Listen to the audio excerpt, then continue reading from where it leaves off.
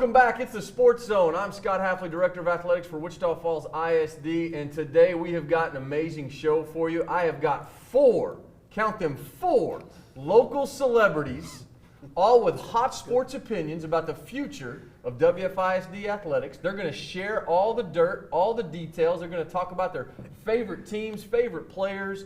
Let's jump right into this thing. Jonathan Hull from the Times Record News, Colorado Buffs hat on the head. What is it with you and the Colorado Buffs? Oh, man, when I was about 13 years old, Cordell Stewart threw a Hail Mary pass to Michael Westbrook against Michigan. We've already lost a celebrity. And I was a fan for life at that point. I thought it was the greatest thing I'd ever seen. I was an impressionable teenager, and up at that point, I'd been a Baylor fan. Well, Baylor wasn't much to cheer for at that time. and so, I was a good Baptist boy. I was a Baylor fan, but no, I converted to Colorado at that point. I've stuck with them through thick and thin. It's thin right now. It's really, pretty thin. Yeah, it's real bad. It's okay. Now they're growing. Yeah, we'll go with that. We're building a foundation. Building blocks. Yeah. All right. Tobin McDuff, 27 years here in Wichita Falls, but you were not from the area. I'm from Michigan. So you lost me at Cordell Stewart. But who's had more fantastic late last-second wins, Michigan or Colorado? Well, and better quarterbacks too over there. I mean, there's who's had more Heisman Trophy winners? That's right. Yeah, Absolutely. I mean, yeah, Michigan. Yeah. How about national championships in basketball? Okay. Well, okay. Way to pile it on. I'm feeling up a little higher now. Really good. Now, you grew up in Brighton, Michigan. Yes, just north of Ann Arbor, 14 miles north of Ann Arbor, home of University of Michigan. So Yes. yeah, I'm a Wolverine fan through and through. Beautiful campus, love it up there. Yeah. So that's awesome. Well, hey, thanks for being here. Your right-hand man, MJ Baird, this is your second time on this show. One of our highest-rated episodes was when you came in. That's what I heard. You're from some place in the Northeast. Correct. And you're a hockey guy. Correct. And you went to a university, Quinnipiac, that I can't pronounce. And but you've been with us now. How many years have you been in town? I've been here since 2019, November. So what is that, 3 years? Yeah, and the last time you were here, it was right after Winthor's state championship game. Yes, it was. And you talked about being on the field and cool. seeing that play was coming right at you. You've had a lot of cool experiences down here so far, right? Yeah, that was. I actually wasn't on the field. I had to be in the stands. Remember, we were back in still That's right. the heat of the That COVID was stuff. COVID. But not a lot of people at AT&T Stadium. So that was, a lot of people, but not a lot of. You got a lot of room to move around, is what I'm trying to say. So yeah, we're in year 3. This is technically my 4th football season because I got here at the end of the 19 season. So getting to get a better feel for the area of football. Awesome. Well, Do you get royalty checks from this? You're the highest rated show. I'm just here to carry the rankings, folks. Yeah. We're really a non-profit. That's really kind of what we do. We do this for the fans. Gotcha. We're not here to make money. Oh. Now, my most esteemed guest, the one we're most excited to have, newest member of the media, Robyn Hearn from KAUZ. Welcome to the show. Thank you. And you have been in town less than a year. Yep. Tell our viewers where you grew up. So I'm originally from the Dallas area. I grew up in Rockwall, so it's like 30 minutes east of Dallas. So just like in a nice little pocket on the other side of the lake there. Right across the bridge. Right across the bridge. So Dallas girl through and through. I love me some Texas football, so it's been nice to be back. But I am an Oklahoma State fan, so Go I Colts. have enjoyed all of that. I know you went to Central Michigan, Tobin, so Yeah, well, we I have mean- some bad blood. Yeah, we do. But we got one from the Pokes, but Yes. but I'm also an Oklahoma State fan. Yes. So. And you told me that when you were in high school, you were a tennis and track player, which is an interesting combination because track and tennis are taking place at the same time. Yeah, so I did have to do some double duty there. So it was fun, though. It was a lot of work. My legs were burning, I will say that. So, yeah, but they worked me pretty What hard. events in track? I was middle distance, so I did the 800 for a few years, and then I did the 400 for most What of was my your time. What was your best 800 time? God, I can't Just even make sure it remember. doesn't- Whatever it is, I'm going to be faster. I'm not. I can't remember. I graduated, what, 6 years ago? We've already discussed how young you are. Yeah. All right. So off to OSU, and then this is your first job in media. No, this is Okay. my second job. Second job. I was in Binghamton, New York for about a year and a half, and then I came here. Okay. Cool. I did not know that. So what was life in New York like for you? Cold. Well, Binghamton, I don't know if you guys remember, last year they got 40 inches of snow in one day. Nice. So I woke up to like an entire mountain of snow outside my apartment. That was not fun. Did you have to go to work?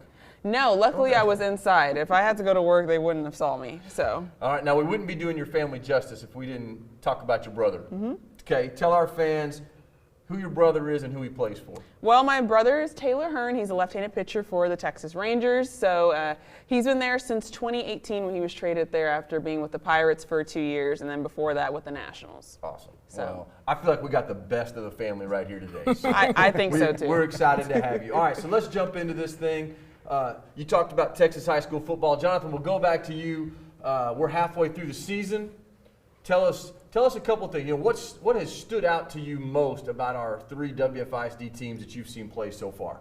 Well, I don't think anything stands out like Hershey, like guys like Amarion Peterson. And I think the thing that stands out the most is the hurdling spin move that Jamarion Carroll pulled off in week 1. Yeah. I mean, Beautiful I play. think we've all seen a hurdle. I think we've all seen a spin move. I don't think any of us have seen it at the same time, and so that stands out. But yeah, just the athletes that those two guys are, and the mismatch that those two guys are. I mean, they're gonna win you games over and over again. And there's a reason Hershey's been ranked number 3 in the state all season, and I think they live up to that. And then, you know, if I think Ryder and Old Hire, they're playoff teams. We're gonna have a busy November covering WFISD here. We better.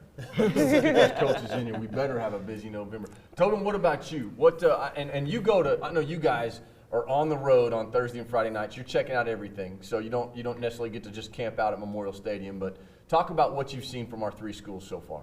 I think, you know, what Jonathan just said, I mean, we've got D1 talent, but there's depth at Hershey and Ryder and Old High right now, where we have a lot of athletes that are going to be playing on Saturdays. We've got guys that are going to be playing football, and these programs are producing kids that can take their games to the next level, and that's so exciting to see. And like you said, I mean, Hershey's ranked 3rd in the state, Ryder's a top 10 team in the state, and Wichita Falls is kind of like under the radar, but that's a pretty good team over there. Well, and Wichita Falls drops to 4A, which is long overdue. You know, they've been right there on the bubble every realignment, and we got there by 1 student. And there's a backstory to our number of foreign exchange students that almost cost us, but we came in one less. So those guys dropping to 4A, it should really put them on a more competitive level with who they're having played. They've been a playoff team at the 5A level. Right. So MJ, I see you at a lot of our games. What do you think so far? What have you been enjoying watching? Yeah, so I think Tobin actually had a stat the other day that I hadn't heard, and I don't even know where it came from. But I made it up. You made it up? Well, that is not a stat. No, I mean, we've seen Ryder kind of fall down the state rankings with the last 2 losses, but what was it, 2 road losses by a combined 4 points? Yeah. I mean, Yes. okay, so they're And playing. we're not talking about losses to slouches. That's what I'm saying. Yeah. They're playing the number 1 team in the state in a different classification in Stephenville, and they're competing with them. And I think those 2 losses, people might say, what is Ryder doing with 2 losses? Well, look who they played and look at the margin of victory. And look who they're playing without. Yeah, fair enough. They're probably missing who was going to be their best player of the season. A Division Anquan I Willis. talent. Yes. Yeah. He's committed to Texas Tech to play defense, and so, you know, we get him back, by the end of the season and ready for the playoff run. But in the meantime, Jordan Gibbs comes out of nowhere and man on fire last week in Stephenville. That first touch against Oh my Stephenville. goodness. Hello, I mean, welcome to the show. Off to the races. We had that And so- play on Top 10 this week, and that's exactly what I said. The job he's doing filling in, amazing. Yeah, Fantastic. I would like to see when Anquan is healthy, I'd like to see them both in the backfield together. There you go. And say good luck. 2-headed But- monster, yeah.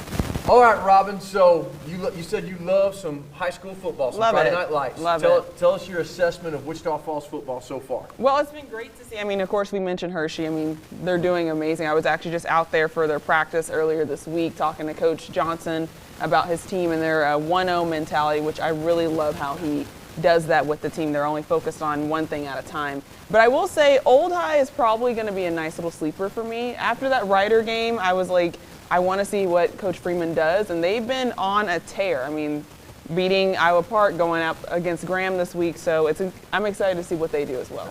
Yeah, I think the KAUZ are definitely a sleeper. They had another great game with Canyon Randall 2 weeks ago, which I think. Now, Hull, you're the stat guy. Every game between Old High and Canyon Randall has been settled by a touchdown or less for like 4 straight years. Yeah, I think that's close. I don't think that's actually completely true. I think that Canyon Randall won more, maybe 31-14, but Okay. it has been competitive Into the fourth regardless, quarter. into the fourth quarter each time. Of course, I mean, that one they lost with less than a minute left. Yep. And you can apply that to, I mean, if we're talking about losses. I mean, Old High, yeah, they lose to Canyon Handle with less than a minute left. Ryder, you lose to Stephenville with what, there was less than a minute left in that game. I mean, or was the last couple of minutes. There was less than a minute left when they lost to Lubbock Cooper. So both of those teams, you seem to mean the record could be, I mean, Ryder could be undefeated. Old High could have an extra win on the resume, but the only loss being to Ryder. So, Yeah, you know, and the 1 point, the 2 point, the 3 point losses, they're heartbreaking, but you learn so much. You know, Ryder's up against, you know, Stephenville. So I'll date myself. They won their first state championship my senior year in high school under Art Briles. And what are they up to now? 8, 9? I don't, it's like you lose count, and they just continue to reload. And their starting quarterback gets hurt the week before they play Ryder. The sophomore quarterback walks out on the field. He's, 6'3", 6'4", and he's throwing bullets all over the field. And so you learn in those losses, you know, you get up on a team like Stephenville, you got to slam that door shut in the fourth quarter. And they had, you know, Ryder had, it really came down to 1 3 and out. The offense had to punt the ball away, and Stephenville did exactly what they've been doing in the second half. They just kept scoring points. So. Since Stephenville's really been the bane of WFISD's existence. Okay, so what? Great point. So I wasn't here, and I've heard lots of stories about Hershey going up against Stephenville and Ryder going up against Stephenville. Give me some history lessons on the Stephenville Yellow Jackets and the Wichita Falls schools. Well, he was here in the 90s. I mean, Tobin would have seen the Hershey games in the late 90s, 98, 99, where that's who they ran into. They ran into a buzzsaw there. We know what Stephenville was in the 90s. In the late 90s, they were rolling like never before. Really, not ever since. And then, Ryder's had their issues with Stephenville in the 2000s. I mean, this was the first time they played, I think, since 2007. But it's the same deal. Those games have been so competitive. But and they don't like each other. And you know, the coaching staff. You know, you would be out there with the camera watching the coaching staffs. You know, shake hands afterwards, and they're like, "Why do we have to go through this? I'm tired of seeing these guys." You know, I mean. That's a every year thing. Yeah, so you know, Stephenville is kind of that's a remarkable Texas high school football town. Tradition never graduates. And it's fun to match up against them. You were at the Star in Frisco last year for the Hershey game? I was not. I was in the studio, but Tobin was there. I mean, I can't remember, since getting out of coaching, being here 8 years, I don't think I was ever as emotionally invested in a game as I was that one. At one point in time, the official turned around and said, "Who are you?" and I had to zip it, you know. But I mean, they're so loud too. Yeah. I mean, they bring a fan base that's just passionate about their teams. And and last year, we had 287 on fire, and we still filled our half of the Star. I mean, that was the night of the big grass fires. Yes, shut down 287. Everybody had like an hour and a half reroute. You know, and Wichita Falls showed up. I mean, that was a fantastic game. And you know, just a shout out to our guy, Coach Wiley. He's got Coppell right now. They're undefeated. Yeah, nice. So good. He's got a big one. He's going up against Louisville this week, which is where we hired him away from when he was the defensive coordinator. Okay. So anyway, but that's great. So.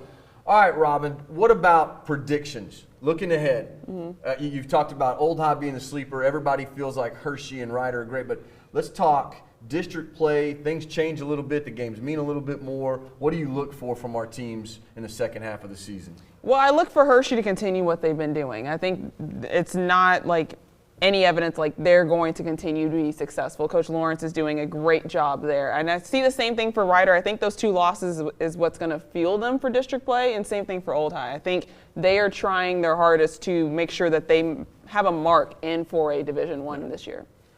MJ, actually, you know what, Tobin? I think you're the senior sports writer, sportscaster from town. Let's just switch gears. Senior. You and I are the seniors at the table. I need an abacus to figure out how long I've been here. I've got more grade than he does. The fact that we are closing these 3 schools down, and our athletic teams are really performing well right now. Talk about just from a sports standpoint and from watching, you know, from an outsider watching but reporting on it. You know, you have a little bit more insight than maybe the typical fan does. Just talk about what you're seeing and emotions that even you feel as a fan. as our football teams are all doing really well. We have lots of other sports that are doing well, and we're slowly moving towards this 2 high school model. Yeah, and I think it's not lost on the athletes themselves. Talked to a lot of them last year during the Hershey basketball season, that they wanted to put their school out with a bang, that they want to finish strong for that. And I think it's going to be bittersweet as we near that time where the 3 schools converge and become 2 schools. I also think there's an excitement about becoming 2 schools as well. And I think that the pain that's going to be associated with it, when we make that switch, there's also people that are going to be able to say in 10, 15, 20 years, I was there for the first season of this school. I got to experience, the growth of this school. But yeah, the coaches, the players themselves, I think they want to send their schools out on a high note, and that shows in athletics across the board. I mean, right now, WFISD, the athletic programs, I can't think of a time that it's been better, across the board. I mean, the success. Oh, can I get 3 other people to say the same thing? I can't think of a time that WFISD athletics across the board has seen this success. All right. Ho, what about you? We'll go with it. Okay. No. But it is. No, he's not wrong, especially when we focus so much on football. But when you look at football, to have all 3 programs succeeding like this and being able, we expect all 3 of them to win a playoff game. Yeah. And that hasn't happened very often. I'd have to go back and look. I don't know the last time that would. I guess it probably would have happened. 2018 or 2019, yep. whenever Ryder and Old High played, and that was the year that Stephenville also beat Hershey down in Chisholm Trail High School. But it's not something that happens often. And this, of course, some of that's because they played in the same district. You want to go back to where only one team made playoffs, things like that. But it doesn't happen very often in this town that you have all 3 football programs succeeding the way they are. And then when you go to basketball, and where you look at, Hershey just played for a state title. Yeah. You go to these other sports, and they're all there. WFISD is representing across the board. Yeah, it's been, and I'm going to tell you, going to 2 high schools, one of the things that's exciting for me, there is a lot of painful decisions that have to be made. Yeah. But once we get them made, we should have an incredible 2 schools and sets of teams in every sport. And you talk about combining these 3 football teams, our basketball teams, just the combining of the athletes. It's going to be pretty amazing. I think we're going to put some pretty competitive teams out there. We're going to be 2 5A high schools, right. And I think we got a chance to really open up and from day one be extremely successful and not have to go through the growing pains that some new schools go through. So I've had the conversation with coaches in the past just about the fantasy of combining all 3, even if it was going to one school. Yeah. I remember talking about this with former Hershey coach Danny Youngs, and like what it would have been like if you had DeMarque Foster, mixed in with some of the other kids from Ryder and some of the best kids from Old High, and you all had them in one school. Like, what would that have been? And it's fun to think about that, and now you're getting that. And I've been joking with people like, well, who's the number 1 draft pick now from the 3 schools? Like, whenever they combine the 2, like if we were just pulling that way, you get to draft each one. Who's that number 1 draft pick? And so, I have my idea on who that is, but I don't necessarily know if we need to dive into that. No, we're good. So let's switch gears. I'm gonna start with Robyn. I'm gonna give you guys a chance to think about this because you've been here a little longer. Taking into account all of our local area schools, what has been the best game you've been to of any sport, and what is your favorite rivalry? Oh, okay. Well, put me on the spot for that one. You bet. I'd have to say one of the best games I've been to so far in the area would have to be, Iowa Park Brook Burnett was slow, but it got better toward the end. The best rivalry I've seen, even though it wasn't how it looked on the field, Ryder Old High, it had a sort of it's got an electricity. I never felt that, and my rival school is down the street from my high school, so I'm I've never felt something so electric before. Yeah. Seeing the fans fill the stands like that, it was loud. It brought me back to how my rivalry game is back at home. That was our largest crowd at a Ryder Old High game since before COVID. It's been 3 or 4 years since we've had to open the overflow seating. So that is a cool environment. So I appreciate that. MJ, what about you? Yeah, I'll still say that, and again, this is all from the perspective of someone who is from the Northeast. High school football is not nearly as big as it is down here. Winthrop State Championship still reigns supreme for me as best game I've seen. Having it be at AT&T Stadium for such, an underdog to come and win that game was just so awesome. As far as rivalries go, the first time I walked into Memorial Stadium for Rider Old High would have been 2019? No, would have been 2019. Because, like I said, this is my 4th football season, so it was the end of that year. And I don't even think I was covering the game. I think I had a different game that Friday night, but I asked Tobin if I could leave a few minutes early just to go see what Memorial Stadium full looked like. Yeah. Because I had never ever seen anything like that. So forget the product on the field for a second, the atmosphere that comes with it, the lead up. Obviously all of us are doing a lot of coverage on it the week of. It still astonishes me. Cool. It's really cool.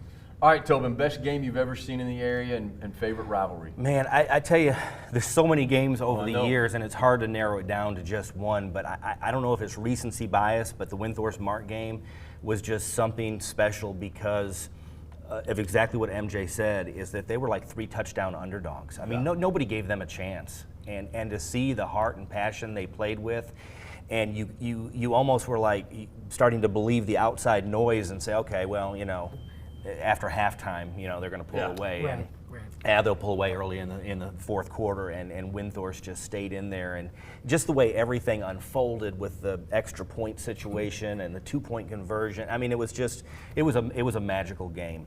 And as far as rivalries are concerned, I mean, obviously the Rider Old High, there's just a passion and a feel, and we see it because we live here. And it's an incredible rivalry, and it's going to be sad to see that go. And I'm interested to see how the new rivalry, takes shape and takes form. But I think the Winthrop-Archer City rivalry is great.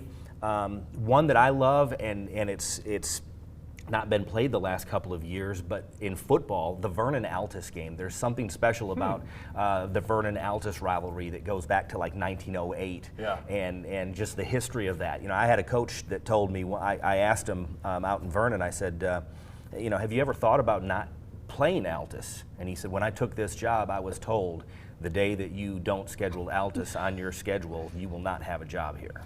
I mean, so it was that strong. So, I mean, that's probably the one that's on, the outside that people probably wouldn't think of. One of the best games I ever went to, still to this day, I went with my dad. I was in high school, and I can't remember if it was 92. I think it was either 91 or 92.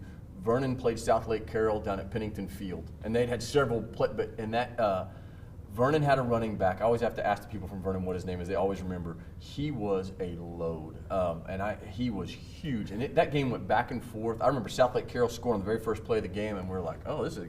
And the next thing you know, Vernon, and it was back and forth. It was just a great, and I was there with my dad, so it was a great memory for me. But Vernon's got, people sometimes forget they've got a rich athletic tradition there in Vernon. And Very much so. They're back on track this year. Yeah, and you talk about running backs. Right now, Hershey is that school in our area that is just producing running back after running back after running back. Before that was Hershey, that was Vernon for several years. Cool. Yeah. All right, Ho, you get to go last, man. What do you think? Best game, Winthrop's Mark. That's state champion. It's hard to beat a state championship. It is. How do you do that? And especially the way it's played out. And to me, that was a coaching clinic. What Coach Tackett and his staff did, it was a coaching clinic. But Hershey-Stephenville is right up there. Mm-hmm. I think it's absolutely one of the best. One that stands out in my mind is my second Rider Old High game in 2015. Rider wins on a last-second field goal. That was my first year here. Yeah, that was an amazing game. Unbelievable. And Brock Dowling kicks that one. And I think that's honestly, I think it's the greatest Rider Old High game in history. And then, as far as rivalry, I get Rider Old High. Yeah, there's nothing like it.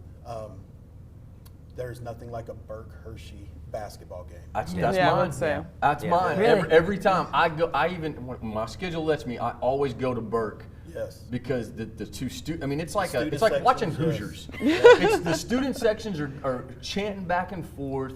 It's intense, and of course, you got we've had Nix and Hedge, who are both animated coaches on the sidelines, and so it's like there's there's just so much going on, and that's me every day of the week. I love going to Hershey-Burke It's basketball. incredible. And before that, it was Burke Old High. We really want to go back to it. And Tobin attest to that when Coach Menifee was working Old High, and man, that rivalry was. When Bingo Marriott and Ty Harrelson were there, oh my! I mean, you walk in there and see either school just filled to the hills. And people you're getting fans escorted out. I mean, it's nasty. Yes, we've done that. It's nasty. So no, it's such that there's no atmosphere like a rivalry game at Burke Burnett High School. Danny Nick's Gymnasium now. Yeah, absolutely. Well, guys, I can't thank all of you enough for taking some time out of your schedule to come do this. Millions of viewers appreciate it. I mean, we're You're welcome. We're worldwide. World Wide Web is what we are. And we appreciate it, guys. We've got great games at the stadium this week. It's today is Thursday. We have got Old High versus Graham. It is senior night for the KAUZ. Tomorrow we have got the Hershey-Decatur game, and that has been a very hot contested game the last few years, and I know those two teams don't like each other very much, so we're expecting a big show.